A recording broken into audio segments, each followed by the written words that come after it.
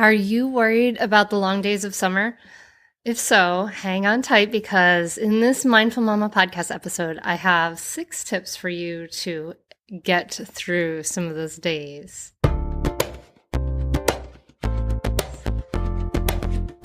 Hello, and welcome to the Mindful Mama podcast. Here it's about becoming a less irritable, more joyful parent. At Mindful Mama, we know that you cannot give what you do not have. And when you are thriving, when you have calm and peace within, then you can give it to your children. I'm your host, Hunter Clark-Fields, Mindfulness Mama Mentor. I coach overstressed moms on how to cultivate self-awareness in their daily lives and take family and life to a new level of awakening. I've been practicing yoga and mindfulness for over 20 years, and I'm the creator of the Mindful Parenting course. And I'm the mom of 2 girls, ages 7 and 10. So thank you so much for being here. I'm so glad you're here today. This is a solo podcast, just me and you, and we get to connect and talk about summer. I'm interested to dive into this topic because my thinking has changed and shifted and evolved over the years, and I'm excited to share some of that with you. If you're listening to this exactly when it comes out, which means the week of May, right before Mother's Day in 2017, my Mother's Day retreat this Saturday is almost sold out. We have 3 spots left. So if one of those is yours, go to hunteryoga.com/Mother's Day without the apostrophe. And you can grab one of those last spots because this will sell out. So grab it now. And I have a really exciting announcement for you that I'm really excited about. So the Mindful Parenting course is really the work of my heart, right? This is where we bring together mindfulness and skillful communication. These serves 2 superpowers, right, that we really need, because without them, mindfulness for our stress response, all of those parenting skillful communication skills you may learn are really moot because our stress response kicks in. Anyway, so Mindful Parenting is this 8-week course that brings together all of that. And it's 8 weeks when I teach it in person. I also teach it online. But the exciting news that I'm getting around to here is that I will be starting a Mindful Parenting teacher training. So this is for people who are interested in teaching mindful parenting in your own area. So this is for you if you want to teach in-person classes. This is for you if you really want to learn the material so well, because teaching is really the best way to learn it. And so this is for people who have been through the Mindful Parenting course. It will start up in the fall, but if this is something, if you are a parent educator, and this is something that really appeals to you, we can get you into the Mindful Parenting course as a self-study over the summer for you to then jump into the teacher training. So if that's something that's interested to you, write to me at hunteryoga.com and we can get you going. So I'm so excited to train other people to teach the course and spread the word. It's like, oh my gosh, I'm just so thrilled that this is happening. So are you worried about the long days of summer? I have to tell you honestly that I really waver about this because some days my daughters go off together and they play together and they are involved in an elaborate, beautiful play for hours and hours, and it's really can be heavenly around here. It's great. And then some days they get up and somebody's grumpy and somebody didn't share and somebody won't play with me, and then it's like, it's just like problem after problem. So I really go back and forth. Like I really go back and forth between wanting them to go get involved in something else and get out of my hair when they're driving me crazy. And then, on the other side of that, just enjoying the beauty of when they can play beautifully and freely together. So, sometimes, like in the past, when school has ended and we're getting towards the end of school, like my girls have a month left, summer really starts to officially begin, even though today it seems so chilly around here. It's hard to imagine. But in the past, the summer, especially when my girls were really little, the summer really triggered a lot of anxiety for me. What would we do all day? That was a big question for me. And it's really this I'm sure it's the same feeling, this feeling of like, oh my gosh, what are we going to do all day? What am I going to do with my kids all day? I'm going to be bored out of my mind. They're going to drive me crazy. All these different feelings that really lead so many of us to put our kids into camp after camp, activity after activity. And it really, sometimes we look at summer like downtime is an enemy to be conquered. And though this is not necessarily so if you're working full time and you're going to get your kids into camp after camp because you have childcare, that's absolutely what you need to do. But I guess I'm speaking to more when you have some time to give the kids some downtime, but you feel worried about actually giving them some downtime. You feel worried about the idea of them hanging around the house. I guess this is where I'm speaking to a little bit more. So that if you are working full time, this might be your weekends. Like, do you feel compelled to kind of get them into activity after activity? And there's a real aversion to feeling bored in our culture, right? This feeling of I'm bored is like, oh my gosh, how could that possibly happen? But think back, honestly, think back to when you were a kid. Were you bored? And you probably were, right? You probably had some bored times. And I'm wondering, what happened when you were bored? So there's a middle path here, right? Like sometimes kids are too bored and they get into bad stuff, right? You may have been one of those kids that were too bored and you got into some bad stuff. I mean, I know at least when I was in high school that I could have probably used a little bit more structured activity to keep me from getting into some bad stuff.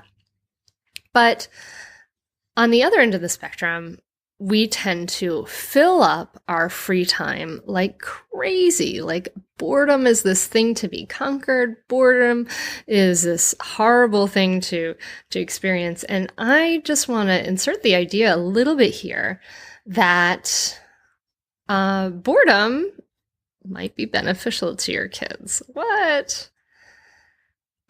So this is kind of setting us up a little bit for the 6 tips for helping you kind of get through the summer. But this is just a little preamble. I just want to let you know that boredom is okay for your kids. And actually, boredom might be really good for your kids. Now, how is boredom good for your kids? Really, boredom is what is sort of the precursor to some creativity for kids. And I encourage you to let your kids be bored and maybe at a regular basis or let them have that downtime is really what I'm encouraging you to do. Let them have that downtime that they really, really need. They really need that free play downtime. And there are play studies that I think his name is Stuart Brown did that shows that children who have had free, unstructured play, meaning like pretend play, children who have more of that are happier, they do better in school. And in fact, on the opposite end of the spectrum, kids who don't have time for free play, free unstructured play, can do terribly badly. In fact, this doctor who did the play studies, he went into prisons and he found out that sociopaths who had murdered and things like that had actually been denied the chance to do free play. So this free play is really important, but really free play is more about the idea of free play is really embedded in the idea of slowing down, having time. And I'm wondering, do you have time? Can you slow down? Can you show your kids how to slow down a little? Can we slow down? Gosh, we rush so much. And, I speak as someone who just got my kids on the bus. So I know what that feels like, but we have a culture that pushes us to go so fast and to squeeze so many things in. And what is it? Why? Why? What is this doing for us, right? When do we have a chance to rest? When do we have a chance to just be? When in your day do you do nothing? Do you just allow yourself to be and to rest? And I'm wondering this question because it's really this opposite of doing is really what helps us to appreciate our activities so much more, is when we can have time to rest and have downtime and have that essential de-stressing time that we need as parents and our kids need too. So when my girls were young, I worried about that downtime, about that empty time. And now in my house, we're really not worried about hearing I'm bored anymore. And the fact is that we don't hear I'm bored that often, because my girls are used to having unstructured time to follow their imagination. I'm not afraid of I'm bored now, but I really used to be. And my anxiety over my daughter's outbursts and her volatile emotions, they used to really, really make me worry about the long days of summer. And it was this worry about her feelings and dealing with her feelings. It was a fear, right? And this fear led me to this habitual reaction, right? This sort of natural reaction of trying to kind of control things more. So I wanted to, because I was worried about her outbursts and things like that, I wanted to shape and structure the day so that I could keep my anxiety at bay. And I really think that it's interesting. I look back at that time and I think, oh, did I suffer from the circumstances, or did I suffer from it wanting it to be otherwise, right? Do we suffer from our circumstances, or do we suffer from wanting them to be otherwise?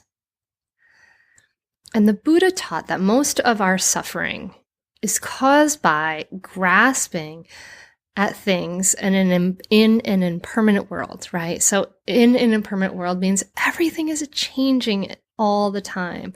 And we are trying to pin down this world and control it and make sense of it. Really, both the Buddha and it's also in Patanjali's Yoga Sutras that they teach that the path of freedom from suffering involves us letting go of our grasping. Really us letting go of wanting things to be other than they are. And that is a huge lesson, right? That is such a huge lesson. Letting go of wanting things to be other than they are, right? Accepting things as they are. But for me, that meant letting go of trying to change my daughter. And I think this is such a big thing for us as parents. Like, it's not our kids that need to be changed. Yeah, maybe they need some table manners. Maybe they need to learn to sit at the table, right? We need to sort of acculturate our little Neanderthals or our little hunter-gatherer children, right? But for a lot of things, I realized that I can't control her. I couldn't really control her. I can't control her feelings and her emotions. No one can. You can't control your kids' feelings and emotions.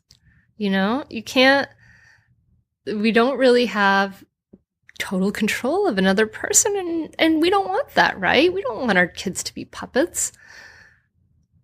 For me, when I look at the idea of letting go of grasping, letting go of wanting things to be other than they are, for me in that time, it really meant letting go of trying to change my daughter. I realized that if I wanted to suffer less, if I wanted to kind of reduce my suffering, my anxiety, my stress, the whole experience, I actually just needed to change myself. It wasn't about her. It was about me. And when I look at that time and I look at her big feelings that caused so much suffering for me, it really was, she was showing me the suffering that I was experiencing was a symptom, right? It was something that was showing me this is something I need to work on. The feelings, any feelings really of unhappiness and suffering you have around your kids are showing you work that you need to work on. It's not showing, something that is wrong with your kids. It's showing us what we need to work on. For me, I needed to learn to be able to sit be non-reactive with the feelings I had when she was upset. I had to learn that her upset feelings, it was okay. I didn't have to fix it and change it. I just had to practice to be there. That's all I had to do, was really practice to be there, because I really wanted her to know that there's nothing wrong with having strong emotions.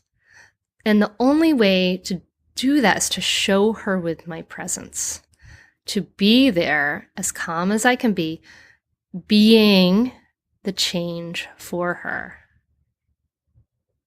So if I wanted some change to happen, I had to become the change I want to see in the world, like Gandhi says, right? That's my favorite quote for so many reasons. We have to, as parents, become the change that we want to see. How can we expect our kids to calm themselves down and take care of their feelings when, as parents, we yell at them for being upset? That doesn't make any sense, does it? Like, we're modeling the exact opposite of what we want them to do.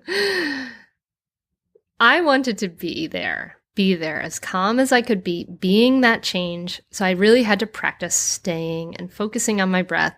And it's not easy for me. It takes a lot of grounding, and it takes a lot of mindful self-care. And really takes me making that self-care, that grounding, that mindfulness practice a huge priority in my life. But the truth is, like, when we have, like, if I have a strong feeling, right, I can't just push down these things or ignore these things. I can't have a glass of wine and watch Mad Men every single time there's difficult stuff, right? The only way out is through. And so how do we go through? So really, this is about summer, right? This is a podcast about summer. This is a podcast about allowing ourselves to get through the summer, get through those days, those longer days when, that anxiety creeps up. We want to fill it with stuff. What are we going to do with our kids? How are we going to deal with them? How are we going to deal with their boredom and things like that? And really, this podcast is not about making your own Play-Doh and getting and what games to do and things like that, which are all wonderful things to do. Those are great things to do. Sure, look at those. But I want you to do the deeper work of letting go a little bit more, of letting go of your grasping to making things a certain way. So how do we go through those feelings of anxiety and discomfort over the long days? How do we go through those feelings? How do we sit through the uncomfortable parts of summer, right? The parts that aren't structured and open a little bit more. How do we open ourselves to openness? All right, so now we come to our 6 tips. Now we come to them, my friend. So these are practices to go through, to not push down or stuff around or ignore or go or make yourself so busy that you don't feel your feelings, right? I actually want the purpose of this is to help us be here. Help us be here for our lives, for our kids, to not just fill it up with so much stuff that we're so busy we can't even remember what we did, right? How can we be here for each moment? Thich Nhat Hanh says, when you love someone, you show them you love them by your presence, right? How can you love someone if you are not there? And if we are constantly busy and constantly filling up every nook and cranny of our day, you're not there. You're just getting to the next thing and the next thing and the next thing. So I want you to be able to be there, be here. And these are the 6 tips for that. 1, daily self-care practice. Wake up just 10 minutes earlier to do just 5 minutes of yoga with conscious breathing. Do 3 minutes of meditation. You can do this. You can. Set an intention for yourself and bow to yourself. Take these few minutes. They can make all the difference in the world to set an intention for how you want to feel that day. You can go to hunteryoga.com/free resources, or it's under free or whatever on my website. And you can use those guided meditations. Dedicate a small amount of time to each day to your daily self-care practice. Make nurturing yourself a number one priority in your life so that you can be there for your life, right? Number 2, practice mindfulness for the big game. And so we need to practice consciously paying attention, right? Observing ourselves, observing our children in everyday life so we can build that muscle for when we need it most. So the idea is it takes some effort and it takes some regular practice. And I say the big game because there's a wonderful analogy, right? Like, you're not going to take your child to the Little League World Series when they've never had a practice and say, go play and win the game, right? And the same is true for trying to stay calm and non-reactive. Like when you're in your equivalent of the big game, right? Which is your kid's temper tantrum or your kid's boredom or your kid's sad, upset feelings, whatever that is. Like, you are not going to be able to handle it if you never practice. So practice, non-judgmental, curious attention to your breath. Practice mindfulness for the big game.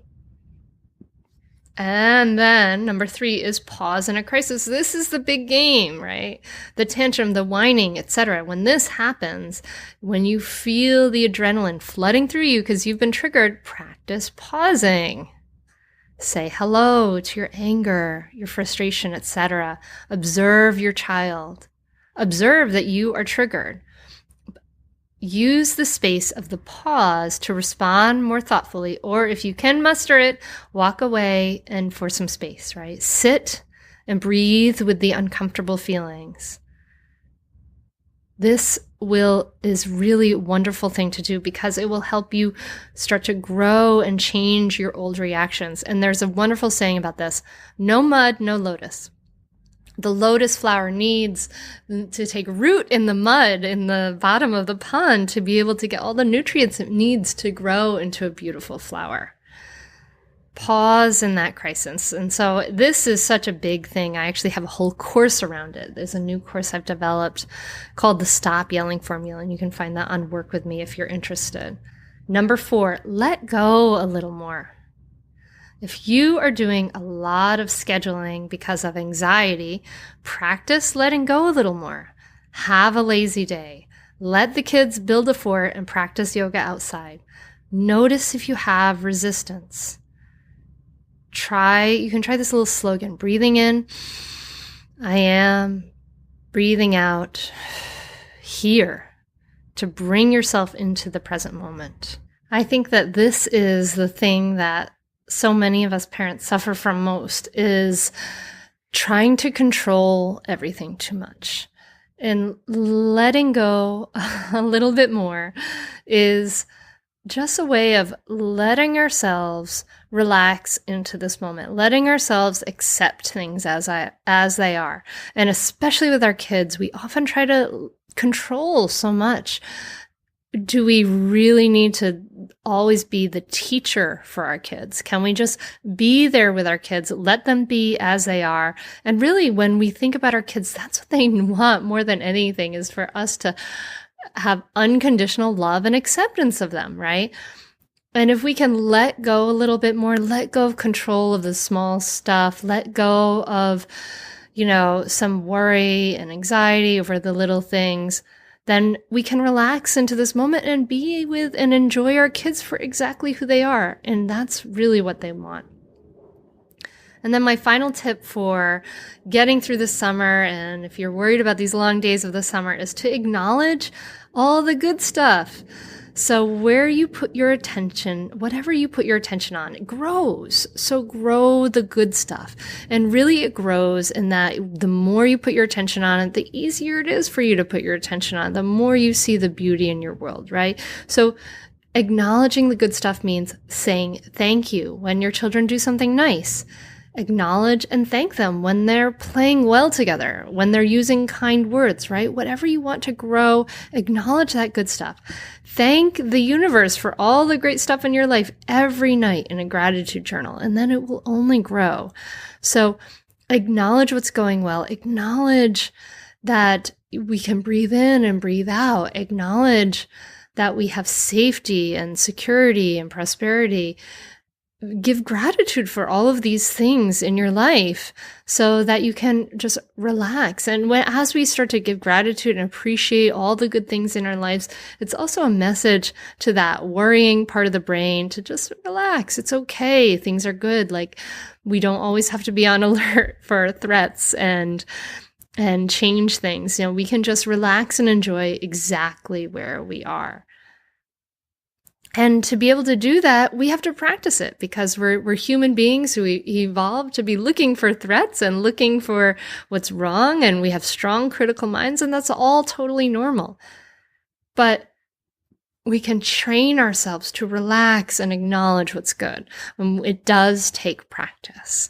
So practice that. Practice acknowledging what's good. A great way to do this with your children is I've been practicing this with my girls at night, is ask them to name 3 things they're grateful for from the day as they go to bed at night. And it changes their whole perspective on the evening. It changes their whole outlook. They can go to sleep trusting and feeling grateful.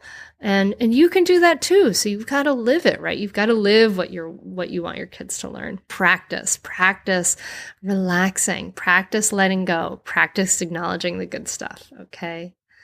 So these are my 5 tips. The 5 tips, go back through them, are your daily self-care practice. Number 2, practicing mindfulness for the big game. Have a conscious, dedicated time to practice.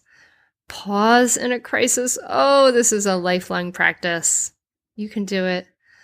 Number 4, let go a little bit more. Let go. You don't have to always make your kids happy. You don't have to always solve their problems. Let go. Have a lazy day. Let go of some of the things on your to-do list. And finally, acknowledging all the good stuff. So mamas, let's give ourselves and our children some time this summer. Let's give them time to be free and maybe a little bored, right? Give yourself time to be lazy. Go ahead and be perfectly imperfect. Don't get everything on your to-do list done. And celebrate that. Like, you don't have to be in a constant state of achievement. And give yourself time for that self-care, time for yoga to nourish your body and soul, time for that mindfulness. So I want to hear from you, right? Do you worry about the long days of summer? How have you dealt with it in ways that have worked? So as we enter into this time, I'm wishing you lovely, peaceful days ahead that you are really able to fully enjoy. So this was an episode about the summer. I hope you enjoyed it, my friend. If you enjoyed it, I really would appreciate if you would go over to iTunes and leave me a rating and a review. It makes a big difference. It helps more people find the podcast. Thank you so, so much for listening. I really appreciate your ears. I really like connecting with you this way. If you like connecting with me this way, let me know. Leave that rating, leave that review. And if you benefit, I would love to know. Let me know. You can always email me at hunter@hunteryoga.com. Coming up in this universe around here, I am going to be enrolling my Mindful Mama transformation group coaching programs. It's so exciting. I'm going to have 2 programs this time. One will meet at Tuesdays at 12 p.m. to 1 p.m. Eastern time. It's 9 a.m. Pacific. And then the other one will meet at 8 to 9 p.m. Eastern time, which is 5 p.m. Pacific. And these are 6-month group coaching programs. And these are for moms who are really dedicated to transformation, and you might be ready to just walk the walk, to stop settling for less in your life and to start thriving and to have incredible relationships with your family. And this is like, I really feel like this is a really such a powerful way to do it with this group of mamas. You can give support, you can get support. It's really amazing what can happen, and the transformations that can occur. So if you're at all curious about that and you want to see what some real moms who have been through this group coaching program have to say about it, you can go over to hunteryoga.com/group coaching, and it's there, or so you can find it there through Work With Me. And it's really powerful. But anyway, we're going to be enrolling soon. We're going to be starting up maybe this week, and early bird will probably end on the 18th of May, 2017, and we'll probably close enrollment entirely at the end of this month, 2017. So if you're interested, there's an application form that you can fill out, because I don't accept everybody, but I want to have the right, perfect group for you to create an incredible transformation. So go ahead and fill out that application form. That's what's coming up around here. And as I said, there's 3 spots left in the retreat. So excited for that this Saturday. Can't wait to connect in person. It's a beautiful place. Oh my gosh, I'm so excited. And what else? I want to thank my husband Bill for the music. Thank you, William Fields, for the music. You can find his music at williamfields.com. He's doing this cool visual art work. I'm so excited about it.